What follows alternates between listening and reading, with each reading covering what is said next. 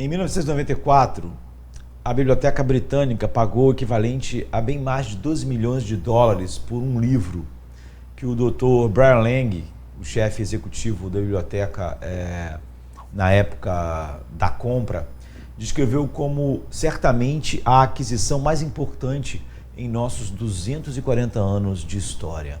Agora, que livro era esse? Era uma cópia do Novo Testamento. Claro que não era uma cópia qualquer. Na verdade, na época, havia apenas um outro Novo Testamento conhecido como aquele. E aquele que está na biblioteca da Catedral de St. Paul, em Londres, não tinha 71 de suas páginas. Então, o Novo Testamento que o Museu Britânico comprou foi alojado por muitos anos na biblioteca do mais antigo seminário batista do mundo, o Bristol Baptist College, em Bristol, na Inglaterra. E ele havia sido legado, deixado ao College por Andrew Gifford, que nasceu em 1700 e morreu em 1784, um pastor batista de Londres. E ele foi impresso na cidade alemã de Worms, na prensa de Peter Schoeffer, o mais jovem, em 1526, e é conhecido como o Novo Testamento de Tyndale. Então, o primeiro Novo Testamento impresso a ser traduzido para o inglês a partir do grego original é de fato um livro inestimável e vale todos aqueles milhões de dólares. O seu tradutor, que deu o nome a ele, foi William Tyndale. E ele tem uma importância fundamental na história da Igreja e da Reforma. Então, de sua importância geral na história da Inglaterra, o artigo sobre ele na famosa 11ª edição da Enciclopédia Britânica, ele afirma corretamente que ele foi uma das maiores forças da Reforma inglesa, um homem cujos escritos ajudaram a moldar o pensamento que explodiu na Inglaterra puritana, e que desencadeou tudo que os puritanos foram. E, por exemplo, há um retrato de William Tyndale que está pendurado no refeitório do Hertford College em Oxford. E nesse retrato, a sua mão direita na pintura está apontando para uma Bíblia, sob a qual está um dístico em latim, cuja tradução seria para dispersar as trevas romanas com esta luz. A perda da terra e da vida eu considero leve. Ou seja, para dispersar as trevas romanas com a luz da palavra, a perda da vida e da terra eu considero algo leve. E essa pintura captura com precisão a visão de Tyndale da palavra de Deus. Como ele escreveu em 1530, em seu prólogo para a sua tradução de Gênesis, ele diz: a Escritura é uma luz e nos mostra o verdadeiro caminho, tanto o que fazer como onde colocar nossa esperança, o que esperar, e como uma defesa contra todo erro, um conforto em toda adversidade, para que nós não nos desesperemos e não nos entreguemos ao temor em momentos difíceis, e na prosperidade não pequemos, abandonando o foco em Deus e em sua glória. E, se necessário, Tyndale estava disposto a dar a sua vida para que seus compatriotas pudessem ficar com esse tesouro, que é a palavra de Deus. Muitos homens morreram para que nós tivéssemos a palavra em nossa língua. Muitos homens de Deus sofreram por causa disso. Eu me pergunto sempre se nós estamos aproveitando esse tesouro, que é a coisa mais valiosa na terra, que é a palavra de Deus. Então, embora nós conheçamos a área geral em que Tyndale nasceu, o condado de Gloucestershire, próximo a Gales, nós não temos uma ideia da cidade ou vila exata em que ele viu a luz do dia pela primeira vez. David Daniel, que é o seu biógrafo mais recente, né, sugere que a região mais provável da origem dele está a poucos quilômetros de Dursley, entre Bristol e Gloucester. E nós nem sabemos a data exata do nascimento de William Tyndale. A data geralmente citada é 1494 e é provável que o seja, embora não se tenha absoluta certeza. Nem a identidade dos seus pais é conhecida. Embora seja evidente que ele veio de uma família que incluía comerciantes e proprietários de terra, de terras que eram razoavelmente ricos. Então, de fato, os detalhes da sua juventude não estão envoltos na obscuridade. A nossa primeira evidência sólida dele está na primeira década do século XVI, quando ele era um estudante na Universidade de Oxford. Ele obteve seu bacharelado lá em Oxford em 1512 e mais tarde estudou em Cambridge. E foi em Cambridge que ele definitivamente encontrou as obras de Erasmo, não é? Erasmo, que nasceu em 1466 e morreu em 1536. O principal estudioso na época, na Europa Ocidental, e um crítico satírico da moral e do estilo de vida do clero e da liderança da Igreja Católica Romana.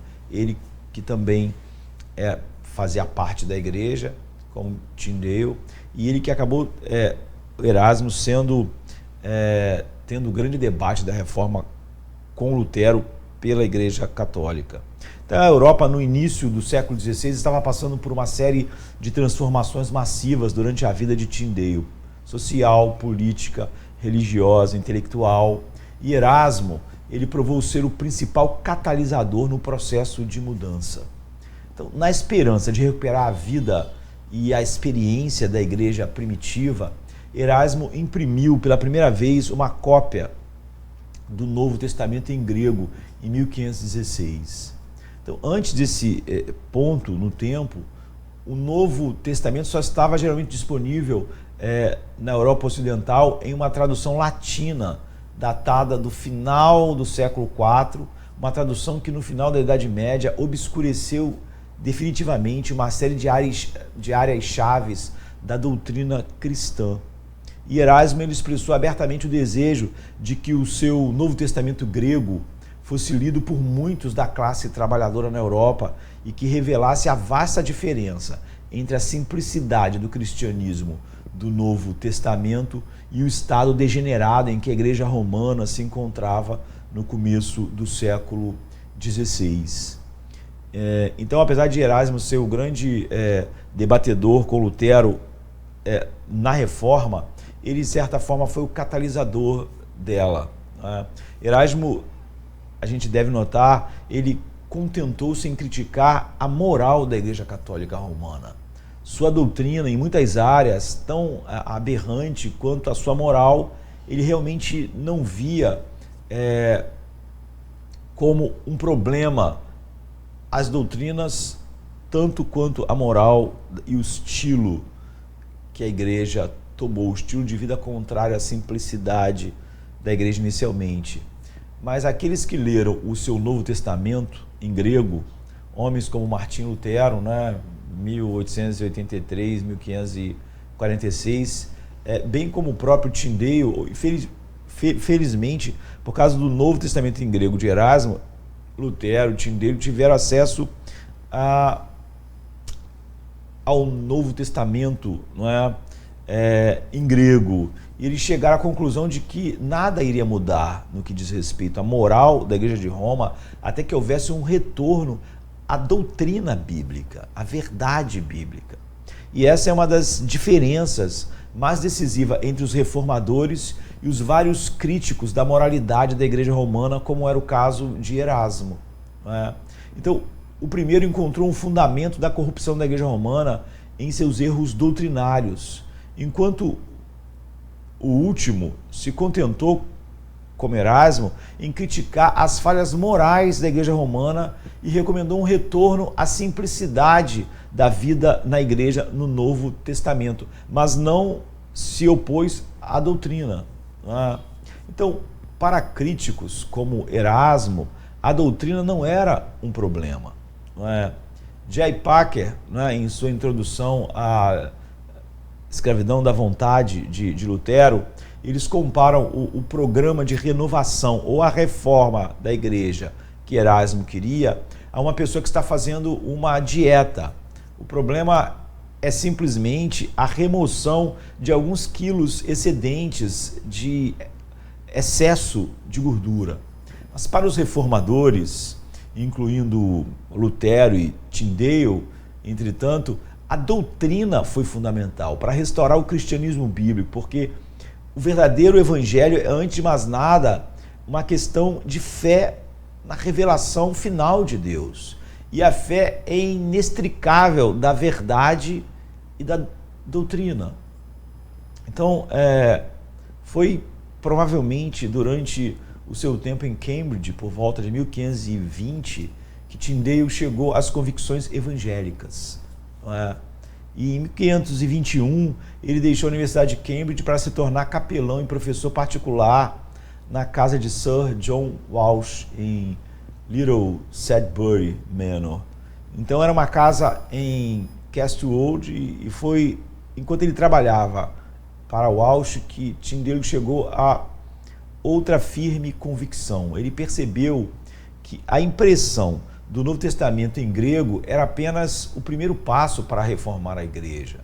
Como era em grego, ainda era um livro fechado para a maioria, todos os que não eram estudiosos e não podiam ler aquela língua, como Lutero podia, Tyndale podia, mas não tantos, a população podia. Portanto, ele decidiu traduzir a palavra de Deus para o inglês. E nada melhor revela a determinação de Tyndale em traduzir a palavra de Deus do que, por exemplo, uma história do que aconteceu numa noite, durante esse tempo que ele estava na casa de Sir John Walsh. Walsh era um homem extremamente hospitaleiro e rico, e muitas vezes havia jantares, e numa dessas ocasiões, de acordo com Richard Webb, que era um servo de Lightmer, que é importante também na história aí da reforma, nasceu em 1490 e morreu em 1555, um clérigo de alto escalão estava presente nesse jantar e Tyndale estava delineando os problemas da igreja de Roma à luz da palavra de Deus. E esse clérigo importante respondeu dizendo que ele preferia as leis do Papa do que as da palavra de Deus. E as respostas do clérigo revelaram uma profunda ignorância da palavra de Deus, apesar dele ter um cargo importante na igreja. E não só ignorância, mas uma visão de não ter a visão da preciosidade da palavra de Deus. E Tyndale ficou tão surpreso com as palavras do homem e seu desdém pelas escrituras que ele disse: olha, eu desafio o Papa e todas as suas leis. Se Deus poupar a minha vida, dentro de alguns anos eu farei com que cada menino que usa um arado na Inglaterra saiba mais da escritura do que você e do que o clero. E na Inglaterra, porém, era ilegal traduzir as escrituras para o inglês, muito menos para um lavrador ler as escrituras em sua própria língua nativa. Uma lei que realmente proibia tal tradução para a língua inglesa foi aprovada em 1408, depois que John Wycliffe, que nasceu em 1330 e morreu em 1384, a chamada Estrela da Manhã da Reforma, Wycliffe. Ele traduziu o Antigo e o Novo Testamento do latim para o inglês, não do hebraico e do grego, mas do latim, não tão ideal, mas ele traduziu do latim para o grego médio na esperança de realizar uma reforma na igreja. E para abafar os objetivos de Wycliffe e seus seguidores, que ficaram conhecidos como os Lollardos, tornou-se ilegal colocar as escrituras em inglês. Só possuir tal tradução em sua posse, ou mesmo ler tal tradução sem a expressa permissão do bispo, você seria preso e condenado. Mas Tyndale não deveria ser dissuadido por causa disso, de buscar o que ele estava começando a considerar como o chamado de Deus para a sua vida, traduzir a Bíblia para o inglês. Então, inicialmente, ele procurou um patrono rico e poderoso que o apoiasse em seu trabalho de tradução, e ele se aproximou de um bispo de Londres, Cuthbert Tunstall, que nasceu em 1474, morreu em 1559, e supostamente amigo de Erasmo, para obter tal patrocínio, mas ele não teve o sucesso esperado, e logo Tyndale chegou à convicção de que ele teria que ir para o exterior, para o continente, né? Para realizar a tradução. Assim, na primavera de 1524, ele partiu da Inglaterra para o porto de Hamburgo, na Alemanha, sem saber que nunca mais ele veria sua terra natal de novo. E ele passou cerca de um ano em Wittenberg, onde ele ficou em contato com o grande reformador Lutero, não é? Esses dois grandes homens ficaram juntos, enquanto um traduziu a Bíblia para o alemão, o outro ia traduzir para o inglês. E ele poderia ter ficado em Wittenberg e traduzido as escrituras com relativa segurança e com todas as ajudas acadêmicas de que ele precisava ali, onde Lutero estava trabalhando. Mas em vez disso, Tyndale escolheu ir para a Colônia, um dos 3 grandes portos comerciais do Nordeste da Europa.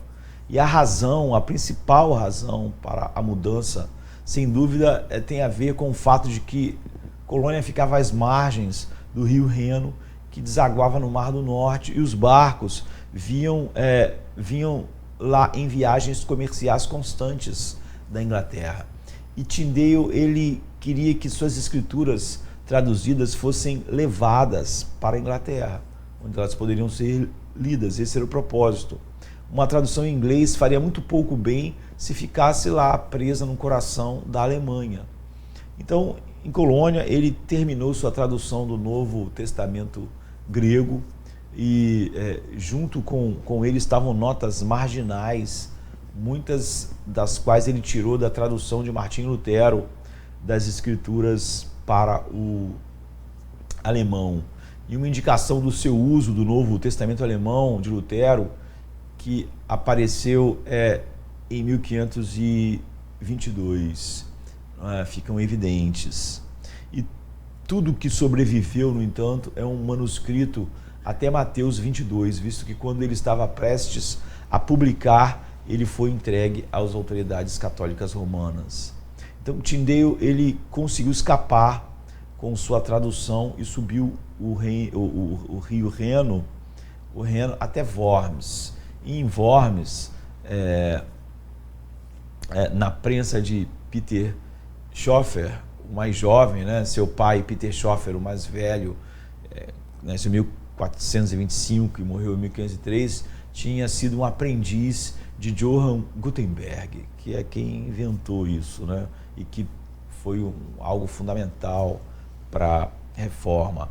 Então, ele fez 3 a 6 mil exemplares do primeiro Novo Testamento impresso para serem traduzidos para o inglês do grego original e que depois foram eliminados. E era um pequeno octavo, ou seja, era feito dobrando cada folha 3 vezes para formar um cadeado de 8 folhas. Então, ao contrário da tradução de Colônia, não havia notas marginais agora.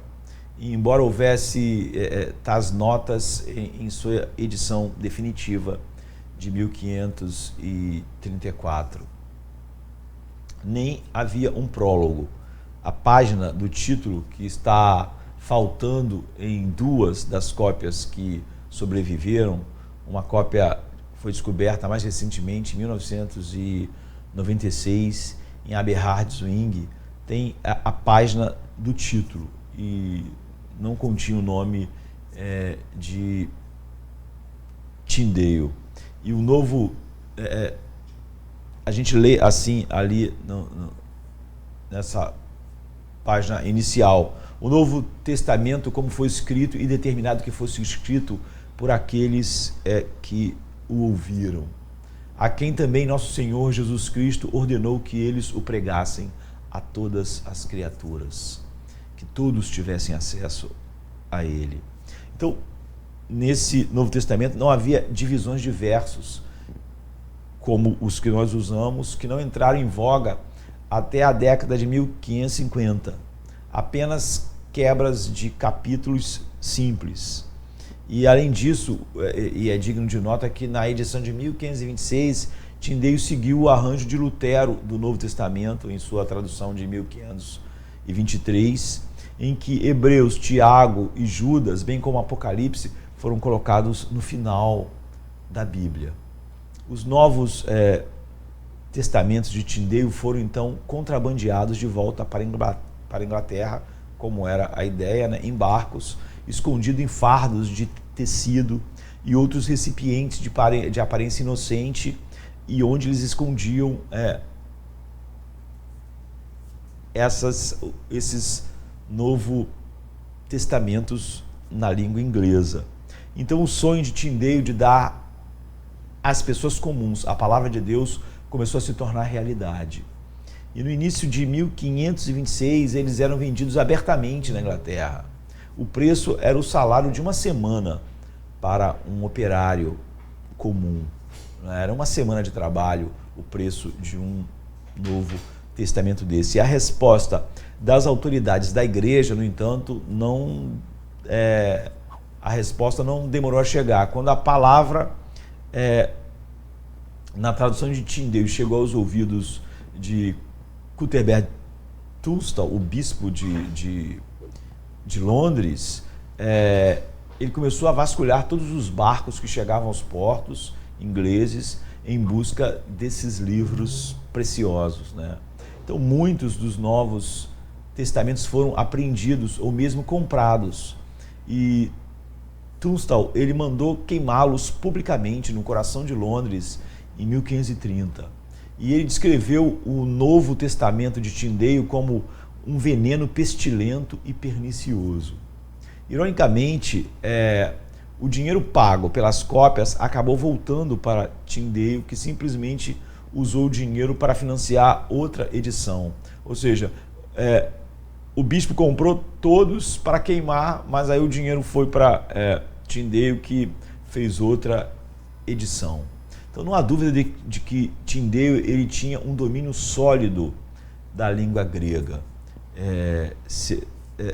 Os nuances de significado e idiosincrasias. Hoje se reconhece que Tyndale foi um brilhante erudito grego. Na verdade, ele tinha habilidades linguísticas notáveis, sendo o mestre de pelo menos 8 línguas, incluindo o grego. Então, igualmente importante era a sua impressionante compreensão das palavras e ritmos do inglês falado na sua época. E ele sabia como traduzir as escrituras do grego para o vernáculo inglês, para que falassem com força e poder e atingisse mesmo as pessoas comuns. Então, na verdade, como Daniel observa, o seu mais recente biógrafo, o que ainda impressiona um leitor do final do século XX é o quão moderna a tradução de Tyndale realmente é. E as razões para isso são duplas. Em primeiro lugar, ao traduzir o Novo Testamento, Tyndale teve como objetivo reproduzir um inglês claro, cotidiano e falado por todos, né, de maneira geral. Em segundo lugar, Tyndale teve como objetivo impactar o coração dos seus leitores. Então, na verdade, muitas das suas palavras e frases se tornaram parte do inglês cotidiano, né? palavras e frases como debaixo do sol, sinais dos tempos, que haja luz, guardião do meu irmão, cair de face no chão, a terra dos vivos, derramar o coração, a menina dos olhos, ir mais longe, a divisão dos caminhos, pacificador, o sal da terra, o bom combate, o espírito está pronto, este teu irmão estava morto e reviveu, estava perdido e foi achado. Na verdade, são todas coisas que nós usamos até hoje que vieram das nuances da tradução de Tyndale. Então, na verdade, foi tão boa a tradução de Tyndale do Novo Testamento que quando os tradutores da King James criaram uma nova tradução no início do século XVII, eles voltaram ao trabalho de Tyndale e usaram nada menos que 90% da tradução de Tyndale, que também fala muito sobre a compreensão de Tyndale do grego. Não é? Depois de completar a tradução do Novo Testamento, Tyndale voltou sua atenção para o Velho Testamento. Sua tradução de Gênesis, que apareceu em 1530, foi a primeira tradução para o inglês de um texto em hebraico. Não é? Apenas um pequeno punhado de acadêmicos de Oxford e Cambridge, se é que conhecia algum, conhecia essa língua. Ele era um dos poucos que conhecia o hebraico e muito bem. Não, então, na verdade, a maioria da população comum ficaria surpresa ao descobrir que o hebraico tinha alguma coisa a ver com a Bíblia. Para eles, toda a sua religião estava envolvida em latim. Não é? Seguiram-se traduções de vários outros livros do Antigo Testamento, incluindo o resto do Pentateuco em 1530 e Jonas em 1531. E nós não temos ideia de onde Tyndale aprendeu hebraico. Não é? É bastante improvável que ele tenha aprendido na Inglaterra, visto que se conhecia tão pouco hebraico lá na década de 1520. Os estudos de hebraico só começaram a criar raízes na Inglaterra durante o reinado de Elizabeth I e James I. Ele deve ter aprendido, então, no continente, ou seja, fora da Inglaterra, provavelmente na Alemanha. David Daniel, ele sugere que Tyndale pode ter estudado hebraico em Wittenberg quando ele estava lá em meados da década de 520, junto com Lutero. E como com o Novo Testamento grego, Tyndale exibe uma facilidade maravilhosa para traduzir as escrituras do Novo Testamento, ele também mostra essa habilidade maravilhosa com as escrituras hebraicas, que é o Velho Testamento. Então, um mundo linguístico totalmente diferente de qualquer outro na Europa naquela época para o inglês. E as palavras, né, que ele começou a usar para Jeová, Páscoa, bode expiatório, pão da preposição e propiciatório, tornaram-se parte da língua inglesa padrão. Não é? Jonas, aliás, foi um livro importante para os reformadores. Lutero, por exemplo, traduziu Jonas separadamente em 1526. Em seu cerne está o relato da pregação do arrependimento a uma nação terrivelmente pecadora, a poderosa mensagem de arrependimento, apesar da fraqueza, não é, do pregador. Então, assim como a palavra de Deus foi pregada aos ninivitas com a ameaça de julgamento se o arrependimento não acontecesse, então a palavra de Deus teve que ser pregada aos ingleses assim. Assim, Tyndale, ele pode dizer em sua introdução a essa tradução de Jonas: o Papa nos santifica com óleo sagrado, pão sagrado, sal sagrado, velas sagradas, cerimônias mudas sagradas e bênçãos mudas, e com qualquer santidade que tu desejas, exceto com a santidade da palavra de Deus, que só fala ao coração e mostra à alma dela a imundícia e a impureza do pecado, da depravação do homem, e o conduz e o conduz pelo caminho do verdadeiro arrependimento até a fonte do sangue de Cristo para salvá-lo somente pela fé. Se você confessar com o coração arrependido e reconhecer e certamente crer que Jesus é o Senhor de tudo, então você será perdoado, você vai estar seguro, não precisando de mais nada. Cuidado, ele diz, Tyndale, com o fermento que diz que temos poder em nosso livre-arbítrio antes da pregação do Evangelho e a ação regeneradora soberana do Espírito Santo para merecer algo de Deus ou para guardar a sua lei. Nem pode o pecado real ser lavado com nossas obras, mas apenas com o sangue de Cristo. Nem pode haver qualquer outro sacrifício ou satisfação para Deus, para os nossos pecados, salvo o sangue de Cristo sozinho, não o solus Cristo.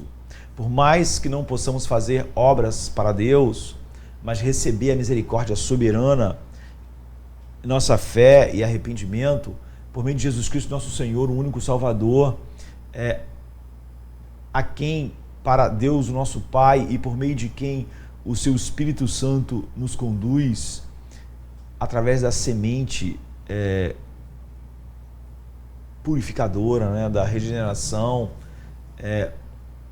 o sangue inocente de Cristo nos comprou plenamente a redenção. A Ele somente seja o louvor para sempre.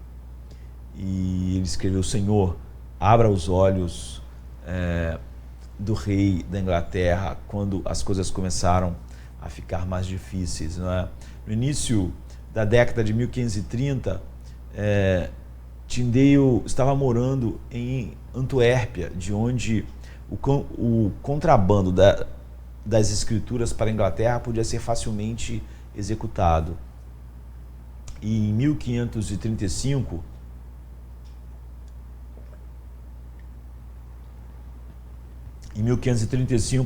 ele estava trabalhando duro na tradução dos livros de Josué e 2 Crônicas, bem como fazendo algumas pequenas revisões em seu Novo Testamento, em 1534. Então a tradução ainda não havia progredido além do estágio do manuscrito quando ele foi preso, em 21 de maio daquele ano. E Tyndale foi entregue às autoridades católicas romanas por um traidor, né, um Judas, um certo Henry Phillips, um indivíduo terrivelmente pérfido, né, que agia sob as ordens de John Stockley, o bispo de Londres na época. Então ele foi preso na infame prisão de Vilvoorde, 6 milhas ao norte de Bruxelas, né, na Bélgica. E lá ele foi levado a julgamento por heresia, especificamente por ser um luterano, né, considerado culpado e condenado à morte para ser queimado na fogueira.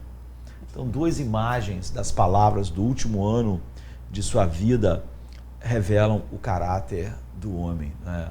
A primeira vem de uma carta que ele escreveu na prisão de Vilvoorde, no outono de 1535. E ela foi encontrada durante o século passado só, e é o único exemplo remanescente da sua caligrafia, né? A gente saber exatamente qual era a caligrafia de Tyndale. E Tyndale escreve, ele está escrevendo ao governador, não é? ao responsável da prisão, o Marquês de Bergen, e Tyndale solicitou uma lâmpada à noite. Ele diz que é realmente cansativo e ruim sentar-se sozinho no escuro, mas acima de tudo ele diz: eu imploro sua clemência para permitir eu ter a Bíblia hebraica, a gramática hebraica e o dicionário hebraico para que eu possa passar o tempo nesse estudo. Então, até o fim, Tyndale estava empenhado no estudo e na tradução da palavra de Deus. Aquele livro precioso que Tyndale sabia que Deus, o Espírito Santo, usaria para lançar a luz da salvação de Deus por toda a escuridão que estava sobre a Europa. É improvável que sua petição nessa carta que foi encontrada tenha sido atendida, né? A outra imagem, imagem entre aspas verbal, vem do dia da sua morte, em 6 de outubro de 1536. O carrasco, em um ato de misericórdia, entre aspas, para com Tyndale, o estrangulou antes que acendesse a lenha, não é, empilhada ao seu redor. E, de acordo com um especialista, né, na vida dos mártires, John Foxe, as últimas palavras de Tyndale foram: Senhor, abra os olhos do rei da Inglaterra. Né? E até esse ponto, o rei Henrique VIII havia se oposto firmemente à livre circulação da tradução de Tyndale, apesar do seu já rompimento com Roma, por causa do seu desejo de se divorciar da sua primeira esposa, Catarina de Aragão. No entanto, dentro de um ano após a morte de Tyndale, seu Novo Testamento estava sendo publicado abertamente na Inglaterra, embora não em seu nome. Então, o fato de Tyndale não ser reconhecido como tradutor não teria incomodado em nada, não é? Ele teria dito: cumprir o meu dever. Alguns anos antes do seu martírio, Tyndale havia escrito o seguinte no prefácio do seu livro A Parábola do Mal Mamon, em 1528, a respeito da sua tradução do Novo Testamento.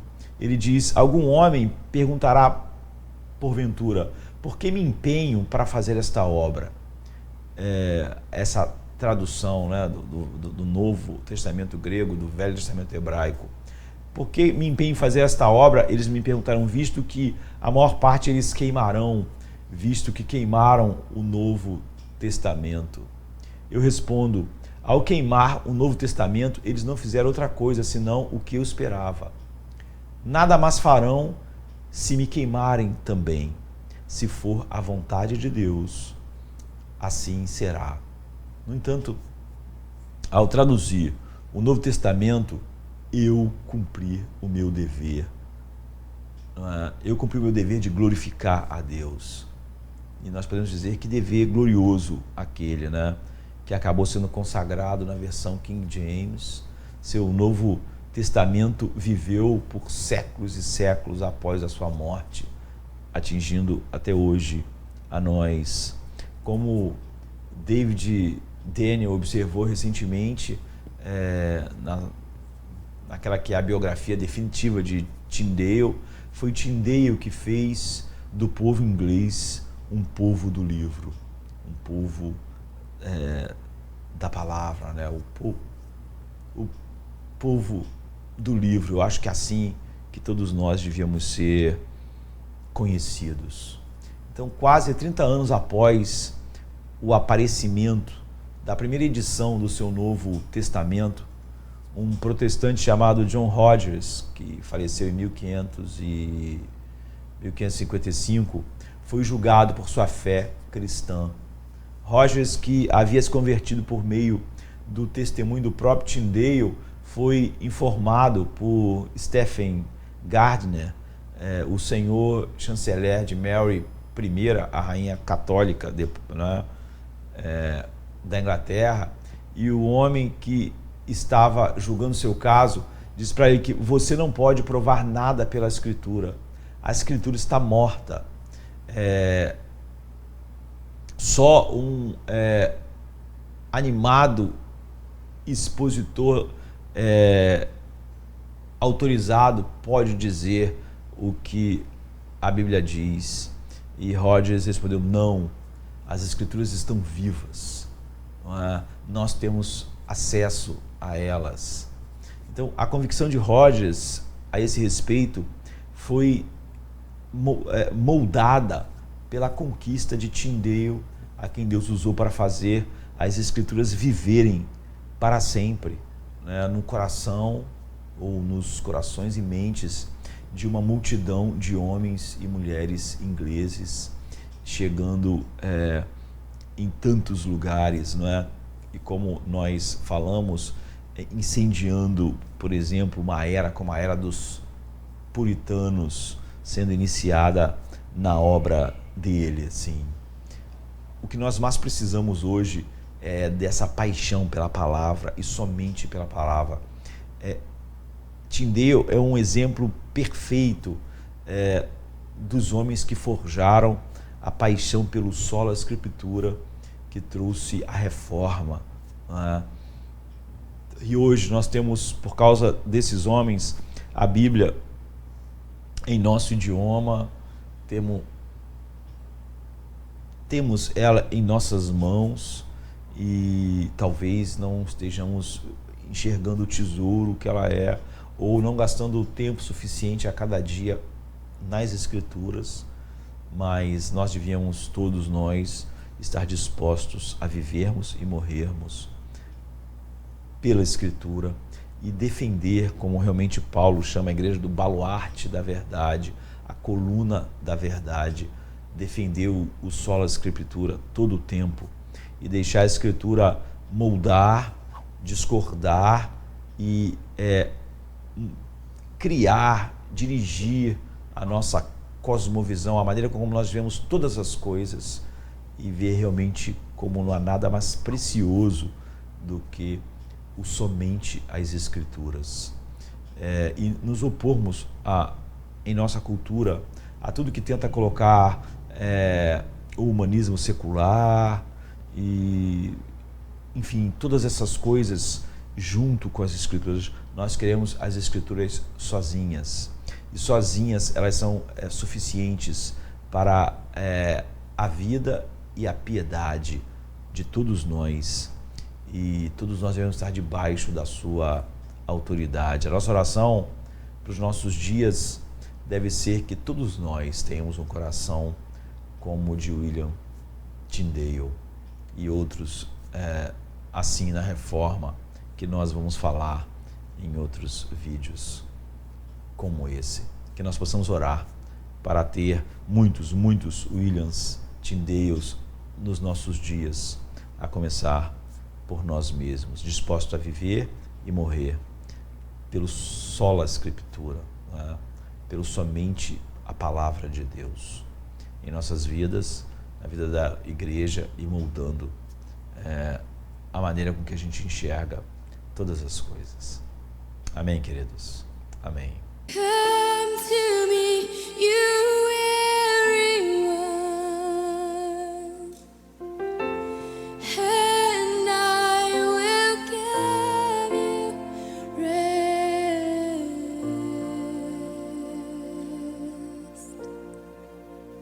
I will give you rest.